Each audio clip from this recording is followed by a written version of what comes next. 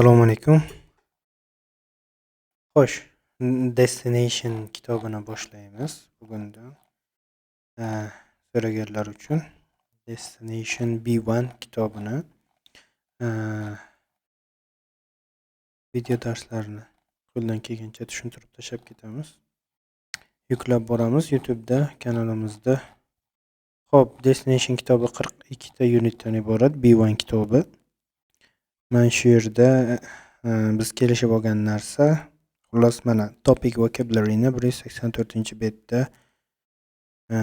English yodlaymiz yoki uni sinonimini yodlaymiz. Phrasal verbs 202-betdan boshlanadi. Prepositional phrases 206, 206, word pattern 208 da, word formation 212 da. Demak 184 dan boshlab barcha so'zlarni tarjimalari, definitionlari ana shu yerda berib boriladi xullas. Demak unit 1 grammar, present simple, present continuous, stative verbs. Bu B1 daraja bo'lgani uchun baribir A1, A2 darajada ko'rib chiqilgan mavzulardan boshlangan. Shu uchun buni unaqa chuqur tushuntirib o'tirmaymizda, qo'ldan kelgancha kerakli tomonlarni aytib o'tib ketaveramiz. Statementda negativda questionda yasalish strukturasi hammaga ma'lum. Xo'p, bo'lmasa mana shu strukturalardan foydalanish kerak. Bularni umumlashtirib subject plus verb yoki subject do not, does not plus verb, do does plus subject plus verb deb yozib olsa ham bo'ladi umumlashtirib. Ana endi mana bu yerda ishlatilishi deyapti. Qanday holatlarda ishlatiladi? Present simple, ya'ni oddiy hozirgi zamon. Demak, birinchisi present habits, hozirgi odatlarda. Biz aytamizki, o'zi odatda takrorlanadigan ish harakatlar va odatlarda ishlatiladi deymiz.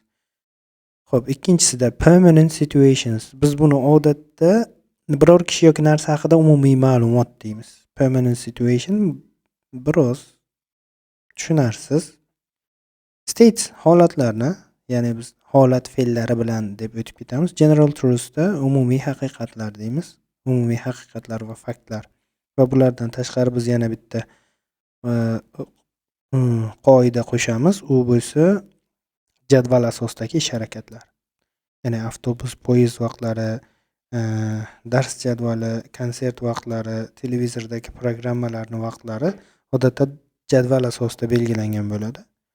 Xo'p, demak, bu yerda asosiy e'tibor qaratishimiz kerak bo'lgan narsa darak gapda mana bu yerda he, she, itdan keyin fe'llarni s yoki es qo'shimchasini olishi, he, she, itdan keyin place bo'lishi, inkor shaklda does not bo'lishi va does notdan keyin kelayotgan fe'l o'zidagi s yoki es qo'shimchasini tashab ketishi, so'roq gapda ham mana shunday bo'lishiga e'tibor berish kerak. Va mana bularni ba'zi birlarimiz signal so'zlari deb yodlaganmiz, ba'zi birlarimiz payt ravishlari deb yodlaganmiz. Mana shu always, usually, often, sometimes, rarely, never bular signal so'zlari hisoblanadi va every bilan keladiganlar, each bilan, once, twice, three times shunga o'xshaganlar bilan keladiganlar.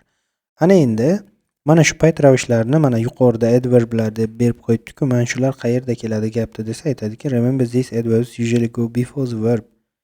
Fe'ldan oldin keladi, after the verb to be. Agar gapda to be bo'lsa, to be dan keyin keladi. Xo'p, to be ni ba'zi bir bolalar, kattalar emas, bolalar present simple da ham to be ishlatiladimi deydi. Albatta ishlatiladi. Ya'ni subjectdan keyin verb keladigan strukturada ekidan keyin to be qo'yilib boshqa fe'l kelmasa, demak u present simple da bo'laveradi. Present simple ni hozirgi zamonlari, masalan, am is a kelsa, hozirgi zamondagi shakllari to be ni shunda present simple bo'laveradi. Ana endi present continuous. Present continuous da statement, negative, question. Statement degani positive gap degani, ba'zan negative ham statement deb ketadi. Statement xullas, statementda, ya'ni pozitiv darak gapda to be ning hozirgi zamondagi shakllari va fe'lga ing, ya'ni ing qo'shimchasini qo'shish bilan yasaladi. Inkor shakllari to be qoidasiga ko'ra not bilan, inkorda so'roqda to be egidan oldinga chiqadi. Fe'l o'zgarmaydi, ing bilan ishlatilaveradi.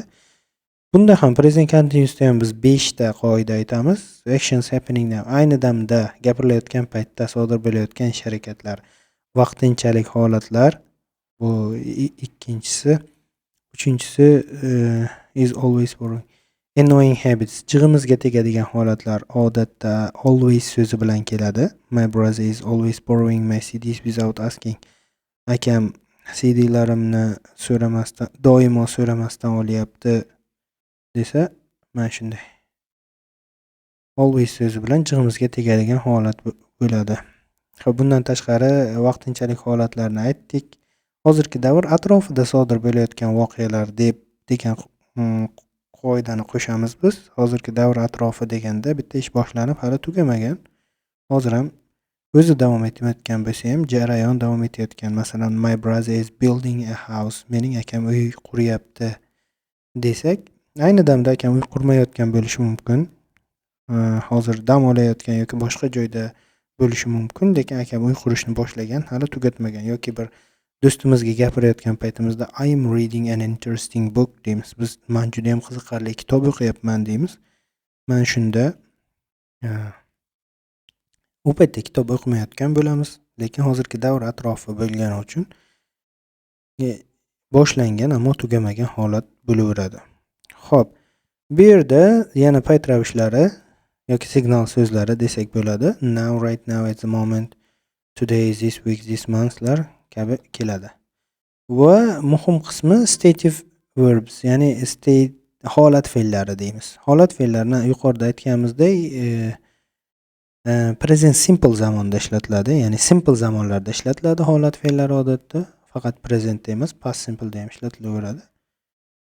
Qanaqa zamonda ishlatilmaydi? Continuous zamonda ishlatilmaydi. Ba'zi birlar buni qoidasini yozganda ing qo'shilmaydi deb ketib qoladi va xatolik mana shu yerdan kelib chiqadi. Ya'ni ing qo'shilmaydi degani I'dan oldin, I'dan keyin masalan am qo'yib believing desa bo'ladi degani.